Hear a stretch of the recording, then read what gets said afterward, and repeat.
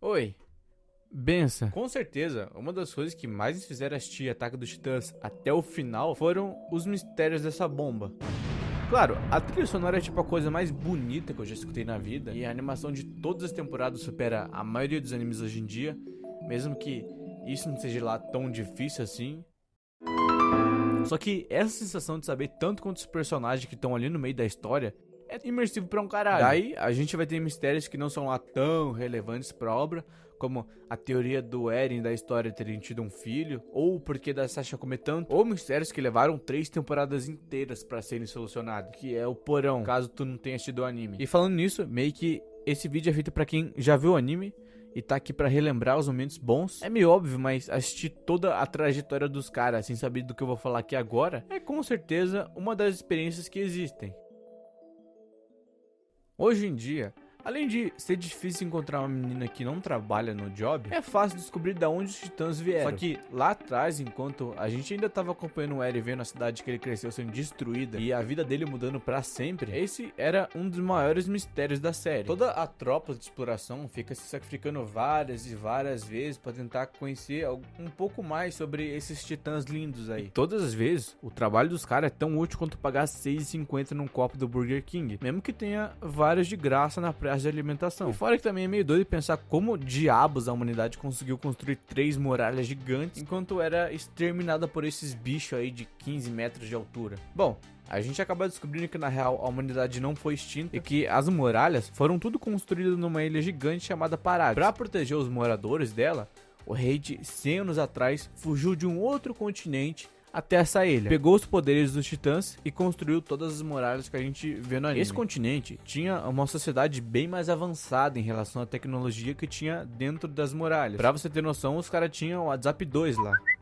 Já os titãs que tanto botaram medo e engoliram figurantes durante a obra são basicamente seres humanos que foram transformados por esses caras aí daquele outro continente, os chamados Marleyanos. Como os Marleyanos tinham um preconceito leve ali pelos Eldianos, que é esse povo que fugiu pra ilha, toda vez que alguma pessoa cometia algum crime ou que seja algum desrespeito em relação a algum Marleyano, essa pessoa era mandada pra ilha de Paradis, transformada em titã e forçada a vagar lá eternamente, ou era cancelada no Twitter. Grisha Yeager, pai do Eren, é um desses Eldianos que viviam no território dos Marleyanos. O cara cresceu vendo a desigualdade que tinha entre esses povos e o quão difícil era a humilhação que ele tinha que passar todo santo dia, que era equivalente ali pra galera que assistia anime em 2010. Então ele sempre teve essa inclinação pra se rebelar contra esses caras. Só que a última faísca pra explodir essa vontade no coração do cara foi quando ele levou a sua irmãzinha pra ver um dirigível numa área proibida. Uma decisão bem inteligente. Acontece que alguns guardas encontram os dois e dão uma surra no coitado. Ele acha que aquilo ali vai acabar por ali mesmo, só que no outro dia encontram a irmãzinha dele dormindo pra sempre num lugar ali que era pra ser protegido pelos guardas. Todo mundo disse que não viu nada e que foi ela que procurou a encrenca, mas o Grisha sabe que foram os 2 guardas que deram ela pros cachorros de comer. Eu não sei porquê, talvez pra esses malucos se divertir. Bom, alguns anos vão se passar, o Grisha entra num clube de revolução no Orkut, formado por Eldianos que não aguentavam mais aquela repressão e queriam vingança por tudo que tinha acontecido, e todo mundo ali agia de acordo com as informações de um cara chamado Coruja, que meio que ninguém sabia exatamente quem ele era, já que o cara usava o Opera no guia anônimo. Ele conhece essa mulher aí que vinha de uma família real e acaba metendo um filho nela. Só que por algum motivo, esses dois aí acham que é uma ideia muito inteligente botar a pressão de salvar todo o povo deles em cima de uma criança de 6 anos de idade. O resultado é que o Zeke não aguenta mais essa forçação de barra e escolhe viver com os avós dele, mesmo que isso signifique ter lá a própria família pro governo. Até porque se o coitado não fizesse isso, uma hora aquele servidor ali de Eldiano ia ser descoberto e ia sobrar até pra ele. Até porque ele é filho do pai dele, então os caras iam fazer essa ligação e achar que os dois tinham alguma coisa a ver. Bom, o Grisha e todo mundo que ajudava ele nessa missão acaba sendo mandado pra parar. E quando ia ser a vez dele ser transformado, um dos guardas se revela ser o Coruja, aquele espião disfarçado. Bom, depois de salvar ele, o Coruja fala pro Grisha que ele deve herdar os poderes do Titã de Ataque, se infiltrar na ilha de Paradis e roubar o poder do Titã Fundador, pra acabar de vez com essa desigualdade que tem. Ele menciona que só escolheu o pai do Eren como o próximo portador do Titã de Ataque justamente pela vontade que ele teve aquele dia de levar a irmãzinha pra ver um dirigível, mesmo que ele fosse acabar levando uma surra depois. Esse é justamente o espírito do Titã de Ataque, sempre continuar buscando a liberdade, mesmo que isso acabe com 80% da população. Tendo isso em mente, o Grisha vai até as muralhas, conhece esse cara Kate, que ajuda ele a se enturmar ali e começar uma nova vida, conhece a Carla, que seria sua nova esposa, e tem um filho chamado Eren. Aí alguns anos depois, acaba tendo essa invasão, que meio que todo mundo já sabe, mas é aquele negócio, os dois titãs invadem a muralha, um quebra a parte ali de fora e outro quebra uma mais de dentro ali pra causar mais caos ainda. O que acaba forçando geral que morava ali recuar para uma muralha mais pequena ainda. E se tu já pegou o Cabral às 6 horas da tarde, vai entender o quão difícil foi para 1/3 da população ter se juntado numa área 2 vezes menor. Aí, por coincidência ou não, o Grisha, nesse meio tempo ali, fala que vai sair da cidade pra ir resolver os BO dele como médico. Só que, ao invés disso, o cara vai num X1 contra a portadora do Titã Fundador daquela época. Ele rouba o poder do Titã dela e acaba passando o Titã Fundador e o Titã de Ataque pro menino Tatakae. Bom, aquele ataque vai acontecer de novo alguns anos depois, mais especificamente uns 5 anos. Só que dessa vez, a humanidade ia conseguir reagir. Ou era o que os caras esperavam. O Eren, junto com todo o seu grupo de cadetes, acaba sendo aniquilado. Só que antes dele ir de base dentro no corpo de Titã, o cara desperta os poderes que o pai dele passou pra ele e salva a cidade de ser completamente destruída, tapando aquele buraco que foi aberto com uma rocha que tinha convenientemente o formato ideal. Agora, com o Eren ajudando a tropa de exploração, a humanidade acha que tem alguma chance contra os titãs e parte em busca de fechar aquele buraco que foi aberto uns 5 anos atrás. Só que a gente tá falando de Attack on Titan, né? Tinha que acontecer alguma coisa. Essa titã com essa bunda gigante aparece, se revela ser a Annie e depois de alguns episódios de pura desgraça, o Eren derrota ela. E então que a tropa de exploração começa a ter algumas dúvidas na cabeça. Tipo, se o Eren e a Annie conseguem se transformar em titã, o que impede daqueles outros 2 titãs que destruíram a muralha antigamente serem 2 humanos? Só que essa dúvida meio que vai acabar sendo respondida do nada, quando o Reiner e o Bertholdt revelam ser os 2 titãs que invadiram a muralha. Infelizmente eu não assisti o anime antes dessa cena circular a internet toda, mas deve ter sido uma sensação engraçada pra quem assistiu pela primeira vez.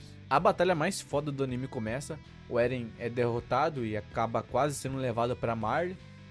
Tanto que é aí que eles também revelam que eles são fora da muralha. E bom, resumindo, os caras destruíram as muralhas por esses 3 motivos. Primeiro, se infiltrar e passar despercebido graças à confusão que tava tendo lá. Segundo, enfraquecer a população e o exército para um futuro ataque a paradas. E terceiro, porque eles eram uns cuzões. Só que como eles acabaram demorando muito tempo para completar a missão, o Zeke, que é o outro filho do Grisha, acaba sendo enviado para ajudar eles. Como o portador do Titã Bestial, o Zeke planeja uma armadilha ali pra tropa de exploração, que vinha de novo tentando fechar o buraco da muralha. A última grande luta ali no território de Paradas acontece, uma galera vai de base, incluindo o comandante Erwin. Com o sacrifício de vários figurantes, a tropa de exploração acaba vencendo, capturando o Bertholdt e passando os poderes dele pro ar. É doido que alguns episódios antes disso, o autor botou uma das melhores cenas pós-créditos que eu já vi. No final do episódio 49, tudo parece normal ali, até que do nada...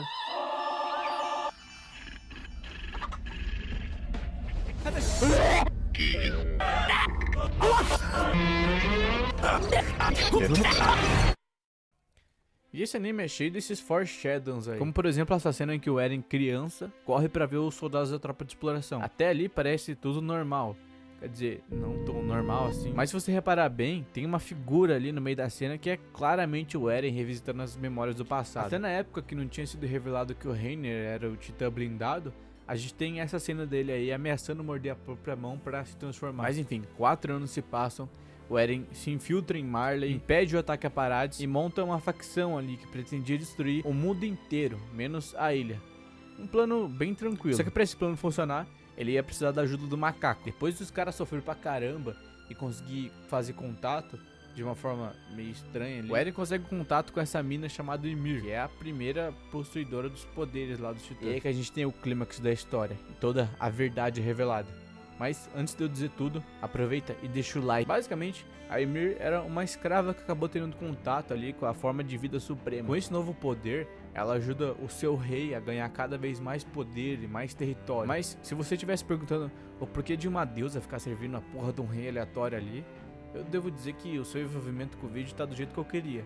Obrigado. Como uma escrava, ela nunca aprendeu sobre a liberdade. Então, a escravidão ali pra ela era tudo que existia. Aí, mesmo se tornando praticamente Na sua cabeça, servir o rei era a coisa mais hype pra se fazer. O Eren vê isso e usa o poder do Naruto pra convencer ela a ganhar todos os poderes do Titã Fundador. Aí ele volta no tempo com o Zeke e influencia os principais eventos do passado. Enfim, eu espero que dê pra entender tudo isso daí. Eu pretendo agora começar a fazer esse tipo de vídeo mais, tipo assim, mistérios e curiosidades, ao invés de, sei lá, listas, porque meio que já cansou no canal. Eu dei um tempo aí pra conseguir um microfone e mostrar o rosto. Então esse canal não morreu ainda. Obrigado aí pra quem ficou se perguntando, que foram, acho que, 3 pessoas. O próximo vídeo de Blue Lock já vai sair semana que vem, se eu não encontrei uma DST ou algo assim. Mas no mais é isso. Tchau. Benção. O maior mistério continua sendo por que essa obra teve um final tão ruim.